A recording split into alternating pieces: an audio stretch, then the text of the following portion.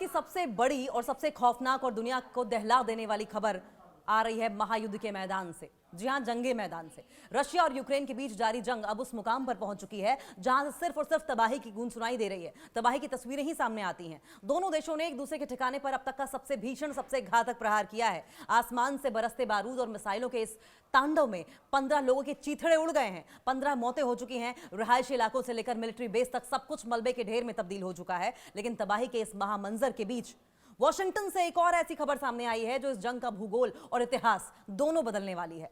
White house से बहुत बड़ी खबर है। जंग के शोलों के बीच अमेरिकी राष्ट्रपति डोनाल्ड ट्रंप और यूक्रेन के राष्ट्रपति जेलेंस्की की मुलाकात होने जा रही है आने वाले मंगलवार को। जी हां, अब से ठीक 2 दिन बाद आने वाले ट्यूसडे को वॉशिंगटन में दोनों राष्ट्राध्यक्ष आमने सामने होंगे। और आपको याद होगा, पिछली बार जब दोनों राष्ट्राध्यक्ष आमने सामने हुए थे तो वोलोदिमीर जेलेंस्की और राष्ट्रपति डोनाल्ड ट्रंप जेडी वेंस के बीच में किस तरीके से बहसा बहसी हुई थी, वो तस्वीरें भी सामने आई थी। लेकिन सवाल यह है कि क्या आपकी बार की जो मुलाकात है ये सार्थक होगी, आपकी बार कोई बातचीत सामने आ पाएगी? क्योंकि ट्रंप की कोशिश लगातार यही होगी कि जेलेंस्की को झुकाया जाए, उन्हें अपनी कठपुतली बनाया जाए। लेकिन व्हाइट हाउस के टॉप अधिकारी ने ट्रंप के ऑफिशियल शेड्यूल से पहले इस मुलाकात का ऐलान करके पूरी दुनिया में सनसनी मचा दी है। क्या इस मुलाकात के बाद पुतिन पर ट्रंप का हंटर चलेगा? सवाल यह भी, क्या मंगलवार की यह मीटिंग यूक्रेन की धरती पर परमाणु संकट या शांति का नया रास्ता तय करेगी, या फिर इस मुलाकात के बाद पुतिन और ज्यादा भड़क कर यूक्रेन को स्मशान बना देंगे? तो सवाल वही कि रशिया यूक्रेन ने एक दूसरे के ठिकानों को निशाना बनाना शुरू कर दिया है। क्या ये एक बार फिर से एक भीषण व्यापक युद्ध की शुरुआत हो गई है? क्योंकि इसमें 15 लोगों की मौत तो हो चुकी है। अटैक्स एक दूसरे पर लगातार जारी है। रशिया से जारी जंग के बीच व्हाइट हाउस के एक अधिकारी ने जो जानकारी दी उसने सबको चौंका दिया है। अमेरिकी राष्ट्रपति डोनाल्ड ट्रंप और यूक्रेन के राष्ट्रपति जेलेंस्की मंगलवार को वॉशिंगटन में मीटिंग करने वाले हैं, मुलाकात करने वाले हैं, एक दूसरे के सामने बैठने वाले हैं। अधिकारी ने ट्रंप के कार्यक्रम की घोषणा से पहले इस बारे में जानकारी भी दी। रूस और यूक्रेन लगातार एक दूसरे के ठिकानों पर अटैक कर रहे हैं। मॉस्को ने बताया कि सैटरडे को रूस के कब्जे वाले ज़ेपोरिज़िया इलाके में हॉलिडे कैंप्स पर यूक्रेन के हमलों में 12 लोगों की मौत हो गई है। वहीं यूक्रेन के उत्तर पूर्वी सूमी इलाके के अधिकारियों ने यह जानकारी दी कि रशिया ड्रोन हमले में वहां 3 लोगों की मौत हो गई है। जिस तरीके से रशिया की ओर से अटैक किया गया, ड्रोन अटैक किया गया, 3 लोगों की मौत हुई। और ये हमले फ्राइडे को कीव के पास, राजधानी के पास रूस के एक बड़े हमले के बाद हुए, जिसमें कम से कम 10 लोग मारे गए और लगभग 100 लोग घायल हो गए हैं। ये हमले एक दूसरे के खिलाफ लगातार हो रहे हमलों के सिलसिले का एक हिस्सा है, जिससे कि रूस के अपने पड़ोसी देश पर 4 साल से ज्यादा समय से जारी हमले का कूटनीतिक समाधान निकालने की उम्मीद कम हो गई है। जैसा कि उम्मीद जताई जा रही थी कि कोई सोल्यूशन निकलेगा, वो उम्मीद अब कम हो गई है। यूक्रेन के ड्रोन हमलों ने रूसी सेना की बढ़त को रोक दिया है। यह इंसिडेंट ऐसे समय में हुआ है जब यूक्रेन के सफल ड्रोन हमलों ने रूसी सेना की बढ़त को रोक दिया। कीव ने रूस के अंदर बड़े लक्ष्यों पर हमले किए हैं। इससे ईंधन की कमी हो गई है और रूसी नेता व्लादिमीर पुतिन पर दबाव बढ़ गया है। क्रेमलिन द्वारा नियुक्त क्षेत्रीय प्रमुख येवगेनी बालित्स्की ने यह जानकारी दी है कि ज़ेपोरिज़िया में रिजॉर्ट्स पर हुए हमले में मारे गए 12 लोगों में 4 बच्चे भी शामिल थे। उन्होंने कहा कि 19 और लोग हैं जो घायल हुए हैं इसमें। यूक्रेन ने इस पर तुरंत कोई टिप्पणी नहीं की है। सूमी के क्षेत्रीय प्रमुख हैं ओलेह ग्रिहोरोव। इन्होंने सैटरडे को यह जानकारी दी कि रूसी ड्रोन के एक नागरिक ठिकाने से टकराने के बाद भीषण आग में 3 लोगों की मौत हो गई है। उन्होंने कहा कि मारे गए लोग निजी यूक्रेनी पोस्टल और कुरियर सेवा नोवा पोस्टा के ड्राइवर थे। यूक्रेनी ड्रोन के लिए लॉन्च साइट पर हमला किया गया।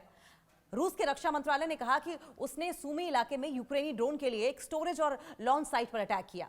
दक्षिण पूर्वी यूक्रेन के ज़ेपोरिज़िया में शुक्रवार देर रात एक रूसी ड्रोन हमले में शॉपिंग सेंटर को टारगेट किया गया, जिससे कि आग लग गई। क्षेत्रीय प्रमुख इवान फेडोरोव ने जानकारी दी कि आग 500 वर्ग मीटर के इलाके में फैल गई और कई लोग इसमें घायल हो गए।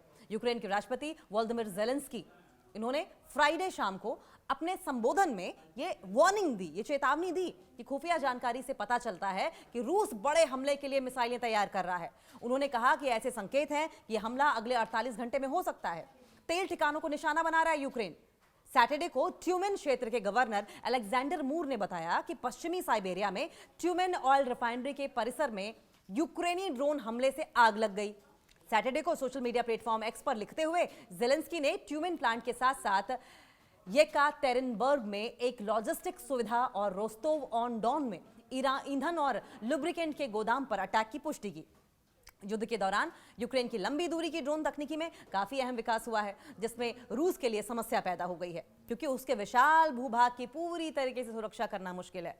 कीव की सेनाओं ने रूसी तेल ठिकानों को टारगेट किया है, निशाना बनाया है, जिससे कि ईंधन की कमी हो गई है और राष्ट्रपति व्लादिमीर पुतिन को शर्मिंदगी का सामना करना पड़ा है। वॉशिंगटन में ट्रंप से मिलेंगे जेलेंस्की। जी हां, व्हाइट हाउस के एक अधिकारी ने सैटरडे को नाम न बताने की शर्त पर जानकारी दी है कि अमेरिकी राष्ट्रपति डोनाल्ड ट्रंप और जेलेंस्की ट्यूसडे को वॉशिंगटन में मुलाकात करने वाले हैं। ऑफिसर ने ट्रंप के कार्यक्रम की घोषणा से पहले इस बारे में जानकारी दी। कीव ने इस मीटिंग पर तुरंत कोई टिप्पणी नहीं की है। हालांकि जेलेंस्की ने शुक्रवार को अपने संबोधन में कहा था कि कीव अमेरिकी राष्ट्रपति और उनकी टीम के साथ बैठक की तैयारी कर रहा है। कीव के सबसे बड़े समर्थकों में से एक दिवंगत सीनेटर लिंडसे ग्राहम के लिए वॉशिंगटन में ट्यूसडे को एक श्रद्धांजलि सभा आयोजित की जाएगी। रोमानिया ने 2 दिनों में दूसरा ड्रोन मार गिराया है। रोमानिया के रक्षा मंत्रालय ने शनिवार को कहा कि उसकी सेना ने यूक्रेन की सीमा के पास एक सुनसान इलाके में अपने हवाई क्षेत्र में घुसे एक ड्रोन को सुरक्षित रूप से मार गिराया। राष्ट्रपति निकू और डैन ने फेसबुक पर एक पोस्ट में कहा कि ड्रोन को रोमानियाई पायलट ने F-16 विमान से मार गिराया। सैटरडे को यह कार्रवाई तब हुई जब शुक्रवार को रोमानिया की राजधानी बुखारेस्ट के उत्तर पूर्व में पडीना के पास एक ड्रोन मार गिराया गया था। फरवरी 2022 में मॉस्को द्वारा यूक्रेन पर बड़े पैमाने पर अटैक शुरू करने के बाद से रशिया और यूक्रेन द्वारा ड्रोन घुसपैठ की कई घटनाएं रोमानिया और नेटो के दूसरे जो सदस्य देश हैं वहां पे देखने को मिली।